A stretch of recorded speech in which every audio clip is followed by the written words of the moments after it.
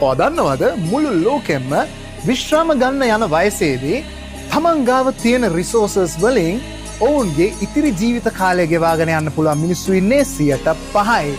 95%ක් තමන්ගේ ෆයිනෑන්සස් හරියට මැනේජ් කරගන්න නැතිනව දන්නෙම නැතුව ඔවුන්ගේ රිටයර්මන්ට් ඒජ් එකට එනවා. එතකොට පරක්කු වැඩි.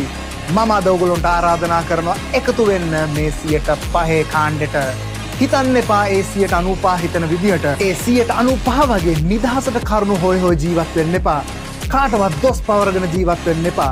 ඒ 95% තමන් කරන රැකියාවට බ්ලේම් කරයි.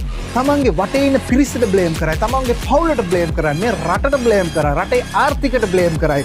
මේ ටැක්ස් වලට බ්ලේම් කරයි. හැම දෙයකටම බ්ලේම් කර ඉඳලා දන්නේම නැතුව ඔන්න විශ්‍රාම ගන්න යන වයසට ඇවිල්ලා තමන්ට කියලා කිසි දෙයක් කරගෙන නැහැ. ඉතින් මම ඕගොල්ලන්ට ආරාධනා කරනවා එකතු වෙන්න මේ 5% ගොඩට. ප්ලෑන් කරන්න තමන්ගේ ජීවිතේ කාටවත් බරක් නොවී ජීවත් වෙන්න පුළුවන්. එතකොට ඕගොල්ලන්ට රිටයර්මන්ට් එකේදී සතුටෙන් ඉන්න පුළුවන්. දැම්ම ප්ලෑන් කරොත් ජීවිතේ දිනන්න. ජයෙන් ජයම වේවා හැමෝටම ආයිබෝවන්.